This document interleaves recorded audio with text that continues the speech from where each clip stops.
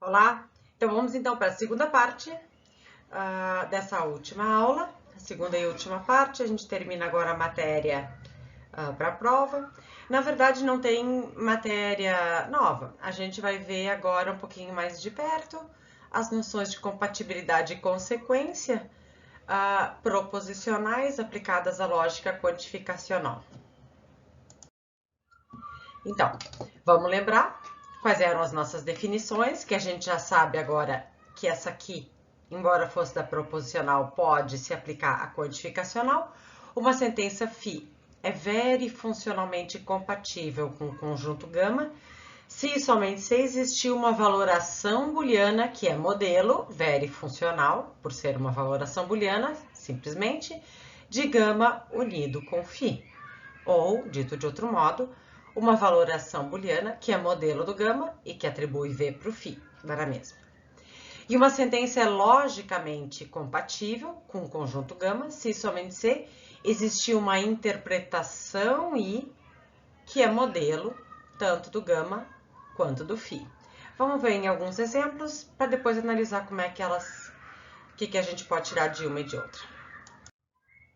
Então, vamos considerar esse conjunto aqui. Como eu já disse quando a gente viu consistência e tautologia, não tem muita receita de por onde a gente começa, se pela proposicional ou pela quantificacional e depois tira as consequências para uma ou para outra. Eu vou começar com a proposicional, mas isso pode depender do exemplo de o que vocês querem fazer. Então, vamos ver primeiro qual é a estrutura molecular dessas fórmulas, comparar com essas daqui, e vamos ver para cada uma dessas sentenças se elas são ou não verifuncionalmente compatíveis e se são logicamente compatíveis ou simplesmente compatíveis com o conjunto gama. Bom, como das outras vezes, se vocês quiserem fazer uma pausa e ver com calma a estrutura desse conjunto gama, vocês façam. Eu vou fazer mais rapidamente aqui, mas eu insisto. Tomem o tempo de vocês, coloquem no pause e vejam. O que eu tenho aqui? Eu tenho uma fórmula atômica, em seguida abre parênteses, e aqui eu tenho uma sentença geral, que portanto eu não posso dividir. Eu vou ter que representar para ver a estrutura molecular por uma outra letra sentencial. Em seguida, uma disjunção, uma outra fórmula atômica, que não apareceu ainda. Passando para a fórmula seguinte, eu tenho uma fórmula molecular que começa com um parênteses. Em seguida, eu tenho uma fórmula atômica que já apareceu antes, então eu tenho que substituir pela mesma letra sentencial. Implicação, negação, e uma fórmula atômica, né? Portanto, uma sentença elementar que já apareceu antes e que eu tinha chamado antes de A. Bom, agora a gente tem um conjunto de fórmulas da lógica proposicional que representa a estrutura molecular dessas fórmulas aqui, dessas sentenças aqui. Tá? Agora vamos ver essa φ1. Vamos ver o que acontece com φ1, se φ1 é ou não compatível. O que eu tenho? Eu tenho uma nova sentença elementar, uma sentença atômica que não apareceu antes. Então, eu teria que representá-la por D, tá? Bom, ela é verifuncionalmente compatível com o conjunto? Vocês vão me dizer com toda razão, é óbvio que é, não tem relação nenhuma com lá. Mas lembrem como é que a gente prova o que é óbvio. Porque o que é óbvio, né, que é bonito pro sapo é a sapa. Às vezes a gente acha que é óbvio coisas que não são óbvias. Essa aqui de fato é óbvia, eu concordo com vocês. Mas é importante vocês treinarem como é que vocês provam coisas óbvias para não se deixarem enganar por outras e para eu saber que vocês não estão só chutando. Então, o que vocês vão ter que fazer? Vão ter que, para ver se é compatível ou não, encontrar uma distribuição de V e F para essas letras sentenciais, o que daria na mesma que encontrar uma distribuição para essas sentenças elementares, que atribua V para o conjunto e também para essa forma. Vocês podem fazer isso fazendo a tabela de verdade, podem fazer a tabela para isso, isso, isso e mais isso, vai dar uma tabela grande, mas é só trabalhoso, não é misterioso. Ou nesse caso aqui, justamente porque, óbvio, não é difícil de vocês perceberem que, bom, uma que atribui V para cá, o que seria o mesmo que atribuir V para cá. E que, bom, teria que atribuir V para essa disjunção. Aí a gente fica com uma opção de V para cá ou V para cá. Vamos deixar em aberto, eu vou colocar em azul. Para marcar, vamos deixar em aberto, que aqui eu tenho uma dupla opção.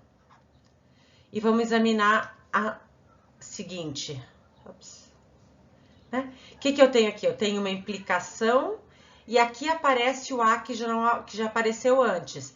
E a gente tinha visto que a gente tinha que dar V para o A, né? Para um modelo do conjunto pela primeira fórmula. Bom, se eu dou V para o A, eu vou ter que dar F para cá. Se eu dou F para a implicação, para o consequente, para que a implicação seja verdadeira, eu tenho que dar F para o antecedente. Então, eu vejo que aqui para o C, eu sou obrigada a dar F. Para que a disjunção seja verdadeira, o B tem que ser V. Então, eu já sei, ó, esse aqui ficou um conjunto fácil, porque ele tem uma única distribuição de V e F para as letras sentenciais, que dá V. É V para o A, V para o B, F para o C. Então, esse conjunto tem uma única distribuição de V e F que respeita os conectivos e dá V para todas as fórmulas. Então, vamos deixar isso aqui anotado, né? E a gente não precisa anotar para o A, para o B e para o C. O que importa é que, tendo analisado aqui, eu sei que há uma única distribuição de valores para P1 de A, para isso daqui, que atribui V para todas as fórmulas desse conjunto aqui. Nem sempre é só uma. Nesse meu exemplo é só uma, a gente viu outros onde tinha mais de um caso. Mas esse aqui deu sorte, que é só uma, fica mais fácil, vamos deixar anotado aqui do lado. Então, para eu ter um modelo verifuncional desse conjunto, para P1 de A, eu tenho que atribuir V. Para todo x, R2 de Cx, eu tenho que atribuir V. Para R2 de AB, eu tenho que atribuir F. E, bom, nesse caso eu tenho o modelo do conjunto, por coincidência, essa é a única distribuição no caso desse conjunto. Como a gente já tinha visto, a minha sentença φ1, R2 de BC, não tem nenhuma relação molecular com essas daqui, né? Molecular em termos de sentenças moleculares. Então, eu posso atribuir V para cá sem nenhum problema. Então, eu encontrei uma valoração booleana que atribui V para todas as sentenças do conjunto e V para essa fórmula aqui. Isso significa que φ1 é verdadeira em toda a interpretação modelo desse conjunto? Não sei ainda. O fato de eu encontrar uma valoração booleana modelo do conjunto que verifica a sentença prova que ela é verifuncionalmente compatível com o conjunto, mas ainda não prova que ela é logicamente compatível com o conjunto. Não prova que se eu respeitar a estrutura predicativa e quantificacional dessas fórmulas, ainda assim eu consigo atribuir V para ela e para o conjunto. Para ver isso, o que eu vou ter que testar? Eu vou ter que tentar construir uma interpretação que seja modelo do conjunto e que atribua V para a sentença.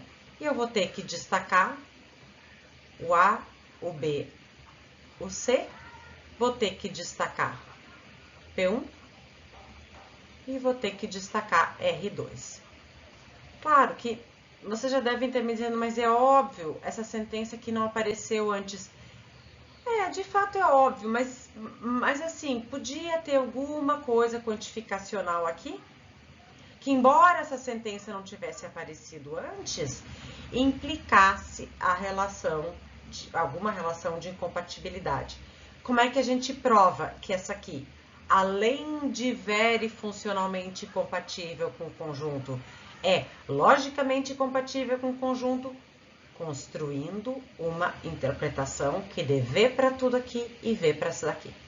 E a gente já sabe como nesse exemplo ficou fácil, que a gente tem uma única distribuição de V e F para as sentenças elementares, a gente pode começar tentando satisfazer essas condições aqui, tá? Então, em primeiro lugar, a gente sabe que o A tem que pertencer ao P, porque P1 de A tem que ser verdadeiro. Então, não sei, vamos ver. Vamos começar com um conjunto que tenha, sei lá, não vou começar com um pequenininho, vou fazer assim. Né?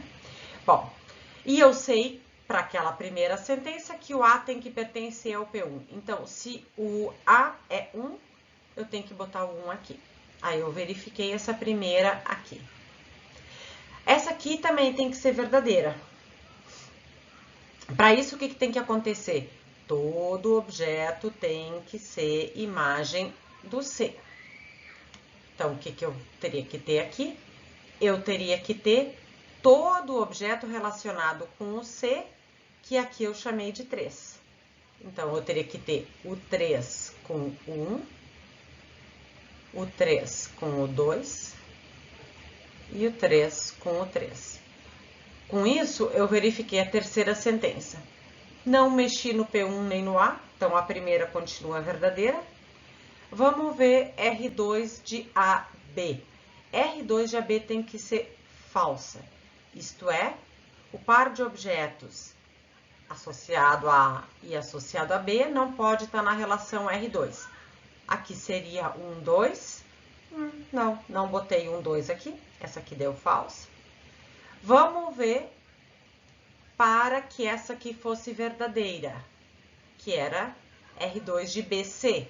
O par de objetos 2, 3 tem que estar em R2. Vamos colocar, então, o par aqui. Ficou pequenininho, eu vou botar aqui para cima, tá? 2. 2. 3. Tá? Bom, eu mexi na interpretação. Lembrem que no final a gente tem que revisar tudo, ver se não deu alguma coisa diferente do que a gente tinha imaginado. P1 de A deu verdadeiro. Para todo x, R2 de CX. C é 3, C tem todos os objetos por imagem. Essa aqui deu verdadeira, portanto, a disjunção como um todo deu verdadeira. R2 de AB. R2 de AB, o par 1, 2 está em R? Não está em R. Portanto, aqui deu falso, portanto, a implicação deu verdadeira. Além disso, R2 de BC. B é 2, C é 3, o par 2, 3 está em R2, essa aqui deu verdadeira. Então, eu consegui, sem maiores dificuldades, encontrar uma interpretação modelo do conjunto. Eu provei que essa aqui não só é verifuncionalmente ou proposicionalmente compatível com esse conjunto, mas além disso ela é logicamente compatível porque existe uma interpretação modelo do conjunto que verifica a sentença. Vamos ver agora a minha segunda sentença aqui. Vou passar para outro slide. Lembrando, então, o que a gente tinha como representação da estrutura molecular desse conjunto, a gente tinha A, B ou C, e C implica não A. E vamos ver agora se essa aqui é verifuncionalmente compatível com o conjunto. Essa aqui é uma sentença elementar que já apareceu antes, que é o C. Então, vou ter que chamar ela de C. E vamos ver se eu consigo respeitando a definição de valoração booleana, atribui V para ela e V para o conjunto. Para isso, eu posso fazer a tabela para o conjunto e para a fórmula. Se vocês já tiverem feito, vai ser fácil ver o C, porque já apareceu. Eu vou fazer sem fazer a tabela, né? Eu posso atribuir V para o A. Esse aqui, a segunda fórmula, é uma disjunção, vamos esperar um pouquinho. Mas aqui o que acontece? A gente já viu que se o A é V, o não A é F. Portanto, para a implicação ser verdadeira, o C tem que receber F. Se o C recebe F, a gente viu que o V tem que ser B. Bom, mas agora o que eu tenho? Eu vi que ao considerar as possibilidades de V e F para o modelo aqui, eu automaticamente atribuía F para o C. Ou seja, C é incompatível com esse conjunto aqui. Isso me mostra que R2 de AB é verifuncionalmente, não só incompatível, como é verifuncionalmente incompatível com esse conjunto aqui, tá? Por quê? Porque se eu der V aqui, eu vou dar V aqui, portanto, eu vou dar F aqui. Para essa implicação CV, aqui tem que ser F. Se aqui é F, para a disjunção CV, esse aqui tem que ser V. Bom, nem precisava ir tão longe. O que me importa é que se esse aqui é V, esse aqui é V, esse aqui é F, R2 de AB tem que ser F. Então, o que esse raciocínio me mostra? E se eu tiver dificuldade em construir o raciocínio, eu posso simplesmente fazer tabela de verdade.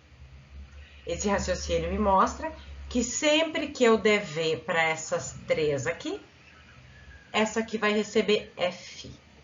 Portanto, que R2 de AB é verifuncionalmente incompatível com esse conjunto. Isso é, não existe valoração booleana que dá V aqui e F aqui, e V aqui, desculpa, não existe valoração booleana que dá V aqui e V aqui. Isto é, não existe distribuição de valor de verdade que respeita a definição de valoração booleana que dá V aqui e V aqui. Portanto, ela é verifuncionalmente incompatível com o conjunto. E se não existe distribuição de V e F que respeita a definição de valoração booleana, nem preciso procurar construir uma interpretação que dá V aqui e V aqui. Eu não vou conseguir, porque, lembrem, a definição de valoração de verdade em uma interpretação é também sempre uma valoração booleana. Então, não adianta eu continuar tentando uma interpretação, porque não tem jeito. Então, qual seria a resposta para a pergunta? Se essa fórmula aqui é verifuncionalmente compatível com o conjunto, quer dizer, não, ela não é verifuncionalmente compatível, ela não é verifuncionalmente compatível com o conjunto. Como é que eu provo isso? Faço a tabela, faço essas equivalentes e faço a tabela e menciono a tabela e digo que ela não dá verdadeiro em nenhum modelo do conjunto. Ou, alternativamente, faço um raciocínio, que vocês já fizeram bastante em lógica proposicional, se não fizeram, voltem, tá? Para mostrar que eu não teria como respeitar a definição de valoração booleana, dar verdadeiro para o conjunto e verdadeiro para a fórmula. Como é que eu mostro que não é logicamente compatível com o conjunto? Eu digo, bom, se ela não é verifuncionalmente compatível com o conjunto, ela também não é logicamente compatível com o conjunto. Se não existe valoração booleana, modelo do conjunto que atribui V para ela, também não é possível uma interpretação da verdadeiro para o conjunto e V para a sentença. Vamos fazer o último exemplo de Φ3.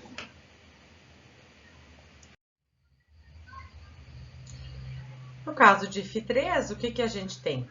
Se a gente lembrar qual era o nosso conjunto que representava a estrutura molecular desse conjunto aqui, a gente tinha A, B ou C, C implica não há.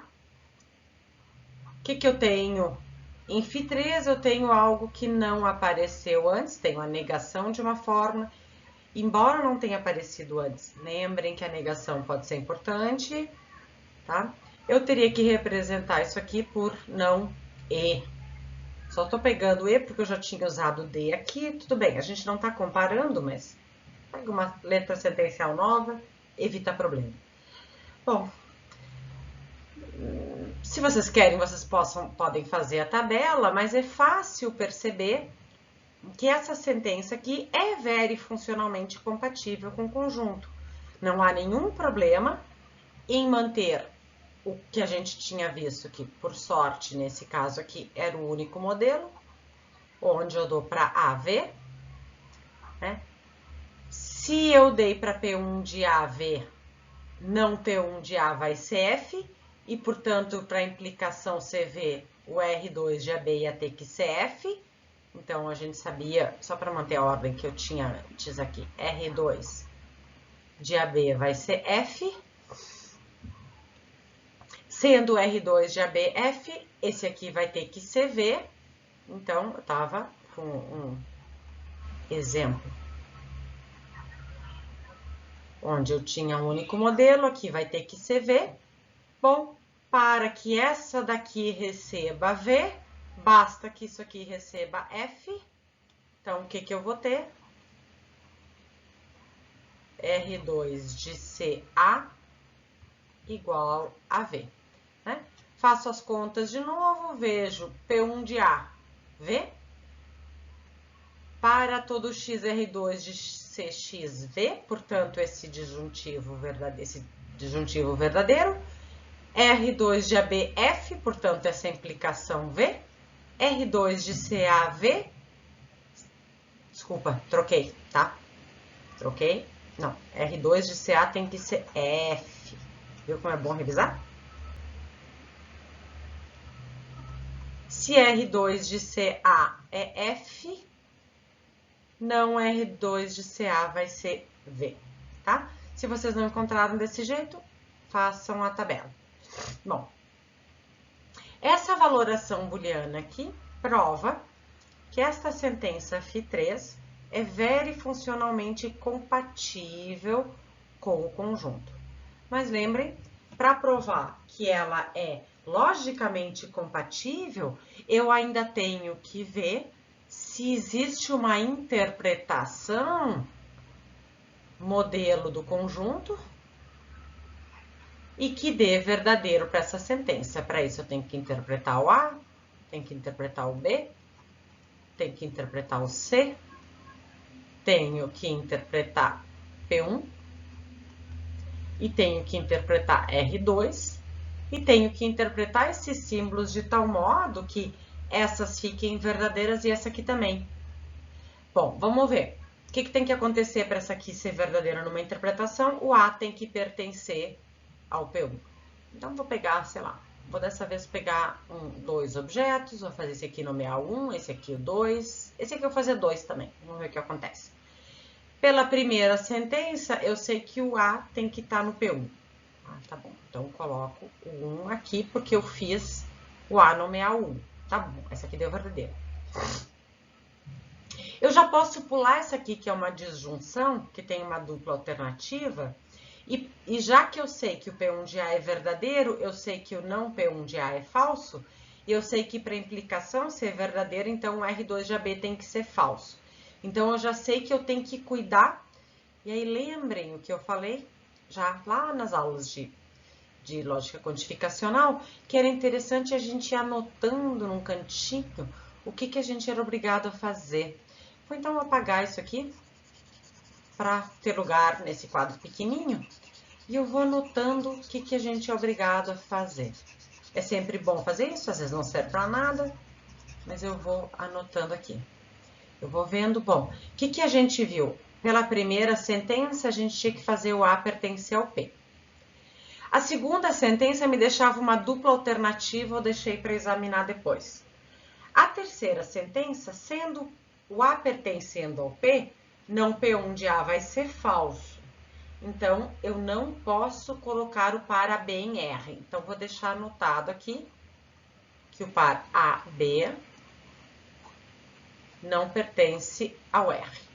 Tá bom, agora eu vou voltar para examinar a segunda. O par AB não estando em R, para a disjunção da verdadeira, o que eu tenho que ter? Que todo objeto é imagem do C. Ou seja, C é um mirante naquela nossa nomenclatura esquisita, né?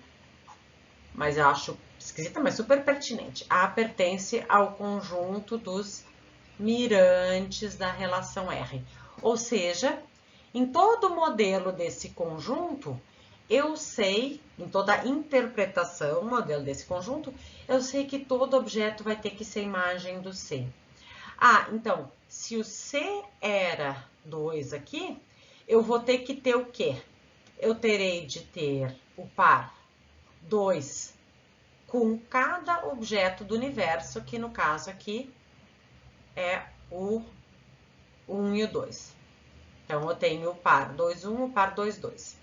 Vamos ver se com isso eu consigo dar verdadeiro para a minha sentença Φ3, ou se não, vou tentar fazer alteração no meu modelo e ver se eu acerto. Às vezes eu não acerto de primeira. Bom, o que acontece? Aqui o par CA, que é 2, 1, 2, 1, está em R2. Bom, se ele está em R2, essa aqui deu falsa. Tá, mas talvez isso seja essa interpretação que eu construí. Vamos, sei lá, vamos botar mais um objeto no universo como eu tinha antes. Por que eu fico... Ops. Por que eu fico só com 2? Vou tentar botar o 3 aqui. Vou tentar fazer o C nomear o 3. Vamos ver o que acontece. Mexi na interpretação. Talvez eu não tenha mais um modelo do conjunto.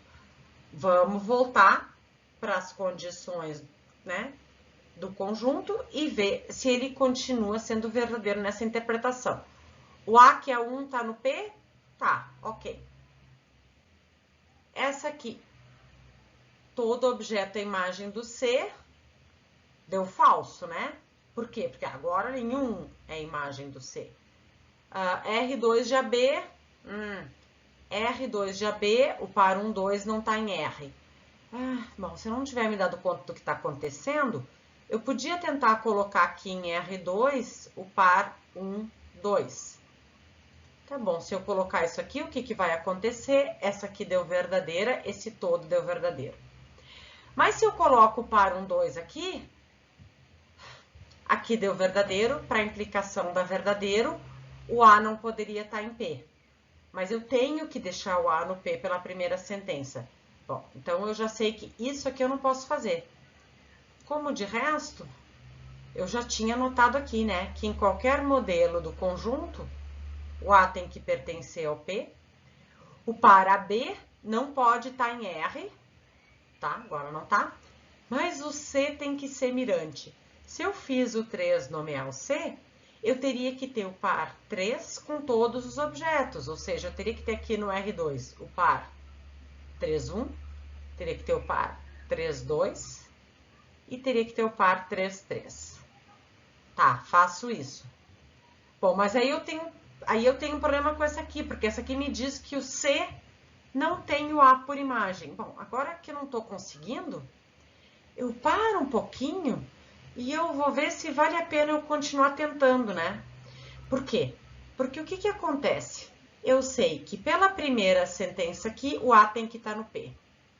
Se o A está no P pela última sentença, o par AB não pode estar no R.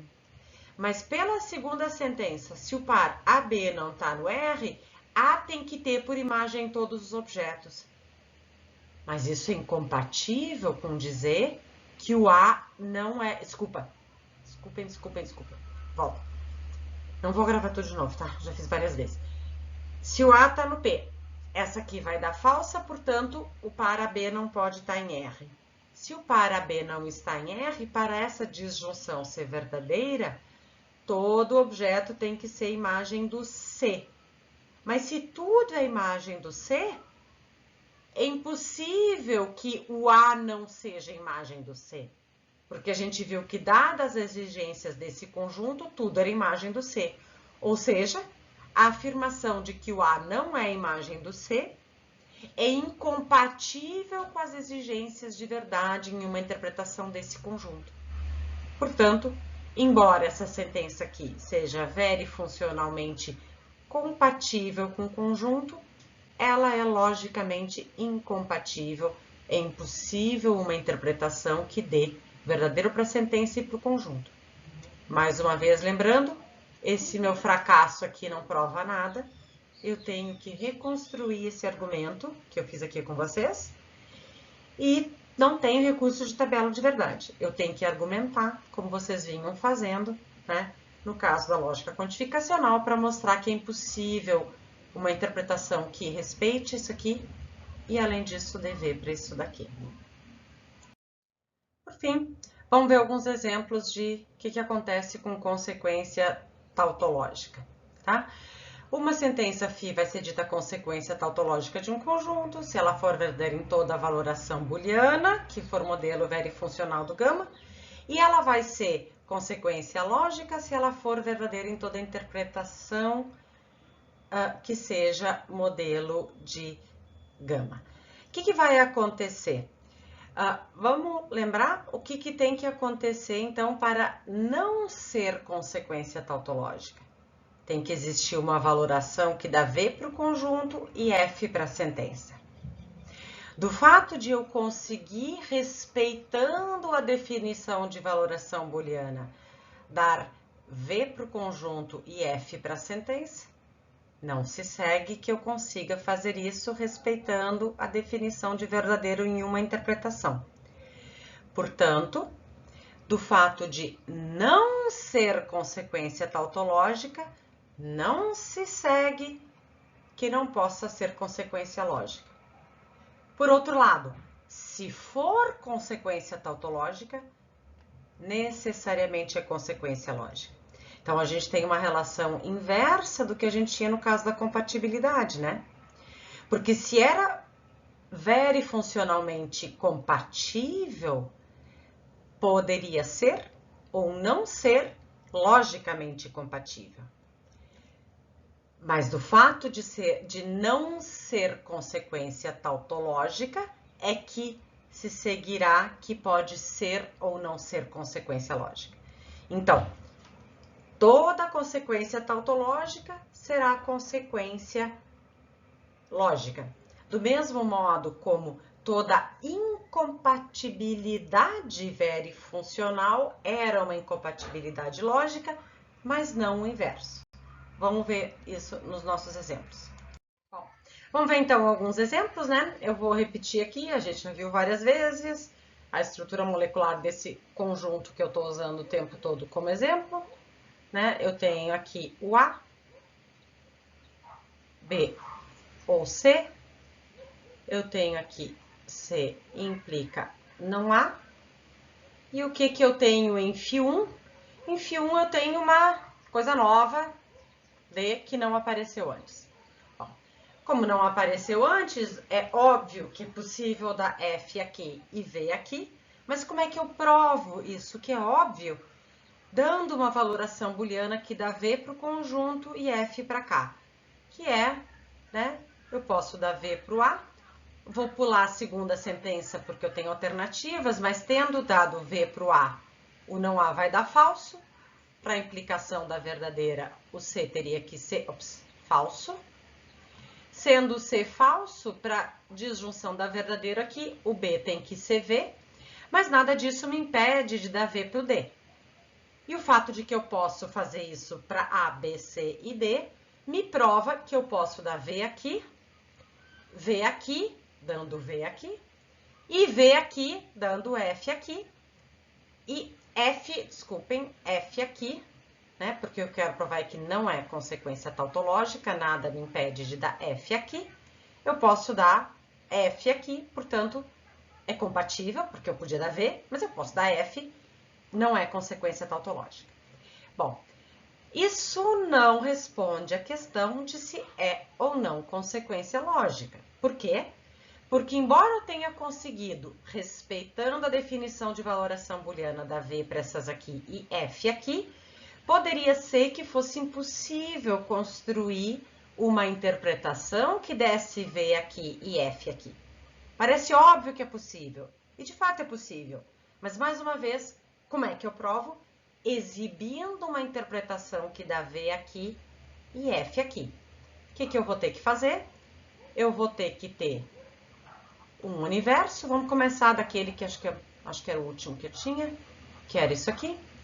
Eu vou ter que interpretar o A, que no meu exemplo era 1, vou ter que interpretar o B, 2, mas não precisava ser isso, né? Esse comecinho a gente começa meio às escuras. O P1, bom, P1 eu já sei pela primeira sentença que se for para ser um modelo do conjunto, o que quer que eu tenha associado ao A, eu terei de colocar aqui. E tenho que interpretar ainda R2. Bom, vamos ver agora o que eu tenho que fazer.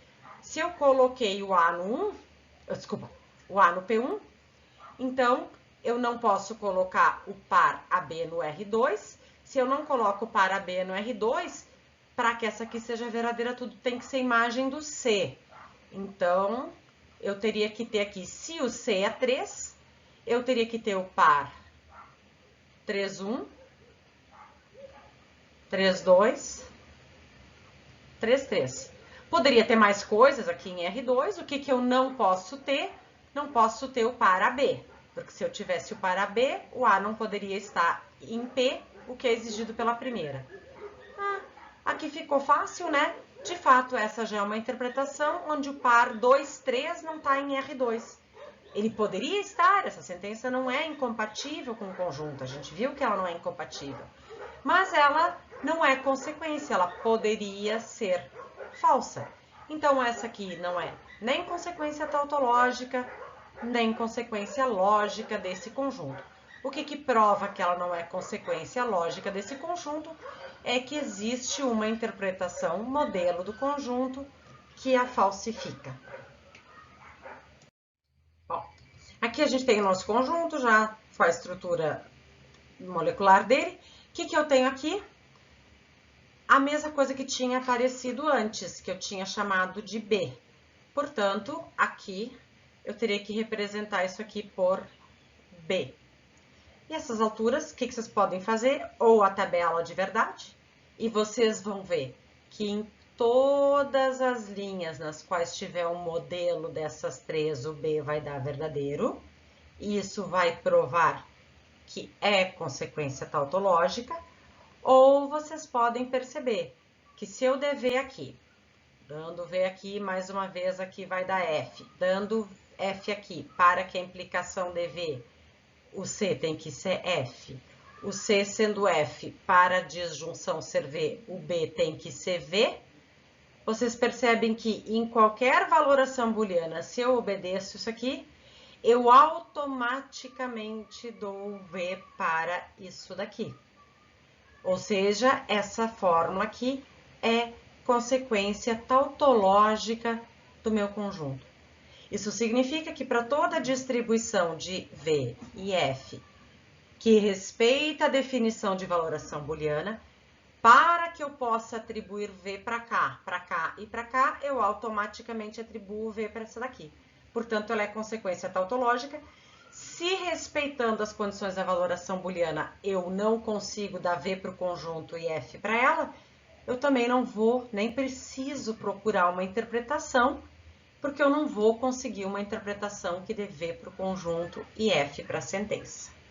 Então, como ela é consequência tautológica, ela é consequência lógica.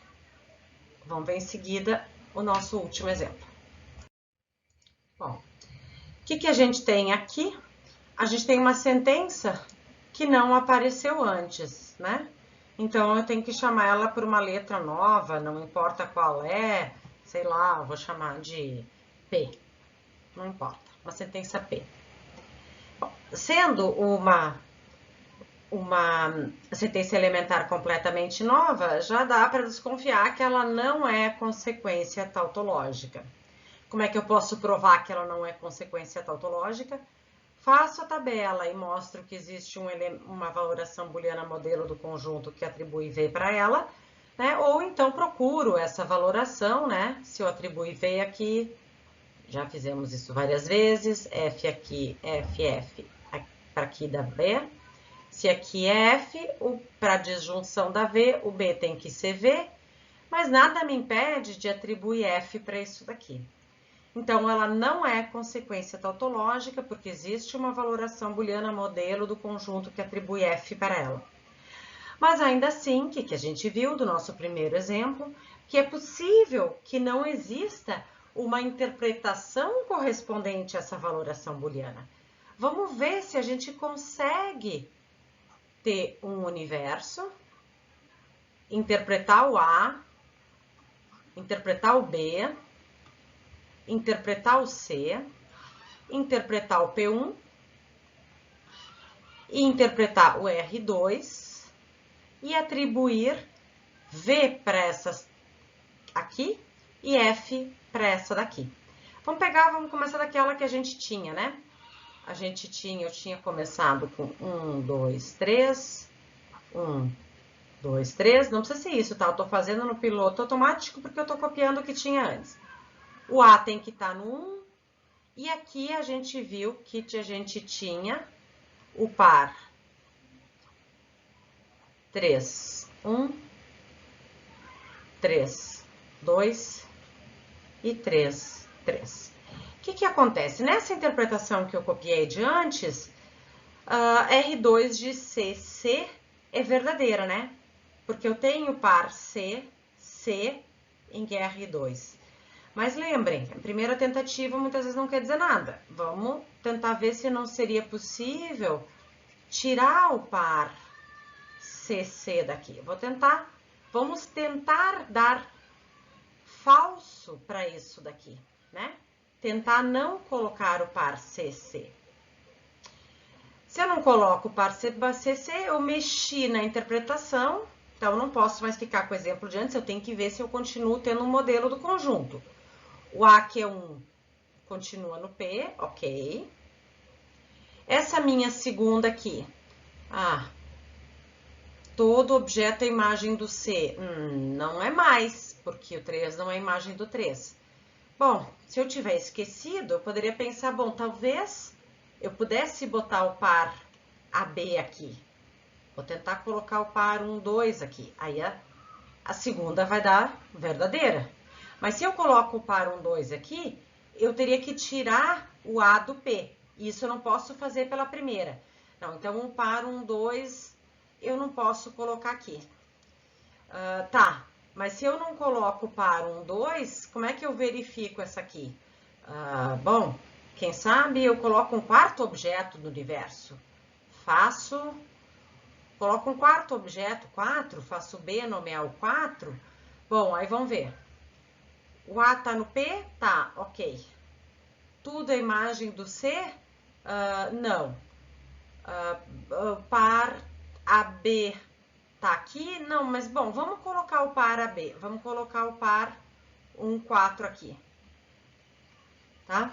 Bom, mas se eu coloco o par 1, 4 aqui, o par AB, bom, daí eu não poderia colocar o 1 no A, tá? Então o par 1, 4 eu não posso colocar aqui. Bom, mas se eu não coloco o par 1, 4 aqui, eu tenho que colocar todo objeto sendo imagem do C. Tá bom, então eu vou ter que colocar o par 3, 3 aqui. E eu vou ter que colocar o par 3, 4 aqui. Bom, tá, mas aí eu deixei essa aqui verdadeira de novo. Tá. Então, vou tentar fazer o C ser diferente. Quem sabe o C é um quinto objeto, 5. Bom, mas aí o que acontece? Pelo raciocínio que a gente já fez, eu teria que ter o 5 tendo todo objeto por imagem, sendo mirante nessa relação. Eu teria que ter o par 5, 1, 5, 2, 5, 3, 5, 4, 5, 5, opa, mais 5, 5, já deu V aqui, não, mas eu queria dar falso aqui. Bom, essas alturas, depois de alguma dificuldade ou mesmo antes, vocês podem ir seguindo aquela minha dica de anotar no cantinho de rascunho o que a gente vai sendo obrigada a fazer para ter um modelo desse conjunto e o que a gente seria obrigado a fazer para esse aqui dar falso. O que a gente viu? Para ter um modelo do conjunto, o A tem que pertencer ao P, pela primeira sentença. Primeira. Disso, mais a terceira sentença, o que a gente tem? Se o A está no P, esse aqui dá falso. Para que essa aqui dê verdadeiro, eu anoto aqui que o par AB não pode pertencer ao P. Bom, mas se o par AB não pertence a P, disso mais a segunda sentença, o que eu tenho? Que o C é mirante em R2, ou seja, que C tem todo objeto por imagem. Mas se C tem todo objeto por imagem, daí se segue automaticamente R2 de CC. Ou seja, não adianta, posso parar de tentar construir isso aqui não prova nada, minha tentativa fracassada. Eu tenho que reconstruir esse raciocínio que me mostra que o atendimento dessas condições de verdade automaticamente verifica essa daqui, me impede de falsificar essas daqui. Mais uma vez, deveria ser necessário dizer, não adianta vocês colocarem isso aqui na prova, tá? Isso aqui eu estou anotando ao mesmo tempo que eu estou falando. Vocês têm que falar e escrever, né? Isso aqui é apoio, muleta. Vocês têm que fazer ensaios de justificativa, me mostrar para eu dizer se está certo. Bom, o que a gente tem, então? Embora, respeitando a definição de valoração booleana, a gente conseguia dar F aqui e V aqui, e, portanto, isso aqui não era consequência tautológica do conjunto, é consequência lógica. Tá? Bom, o que vocês têm que fazer, então? Vocês têm que rever o conteúdo, né? Se necessário, releiam, vocês já devem ter lido. Façam os exercícios 5 a 17. E há dois tipos de exercício aqui.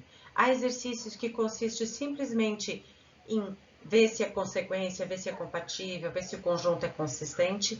E há algumas questões que dizem respeito a essas que eu não estava fazendo por escrito aqui, mas eu estava fazendo o tempo todo com vocês. Que era o seguinte, bom, se é consequência tautológica, é consequência lógica? Se é logicamente compatível, é proposicionalmente compatível? E mais algumas outras, tá? Um pouquinho mais desafiantes, só para vocês pensarem e trazerem dúvidas, e com as dificuldades a gente corrigir na aula síncrona, tá? Porque elas não foram tratadas aqui, mas é importante vocês verem, especialmente para tirar A com estrelinha na prova. Tentem fazer, confiram as respostas e tragam as alternativas de resposta para vocês, que elas podem ser diferentes das que estão lá, mas estarem corretas também, ou serem parecidas e não estarem corretas. Então, entreguem para o monitor e mostrem para mim em caso de dúvida. Façam em conjunto o trabalho 9, onde vocês vão ter pelo menos alguma questão desse tipo, dessas sobre as quais eu estava falando. A gente tem a aula de solução de dúvidas dessa matéria, mais uma revisão e depois a prova final. Quem quiser, a gente ainda se encontra, ou quem precisar, a gente se encontra para revisão, para recuperação depois, né? Ou se não, ainda para aula de dedução, mas para a prova final a gente termina aqui as gravações. Então, bom estudo, boa prova!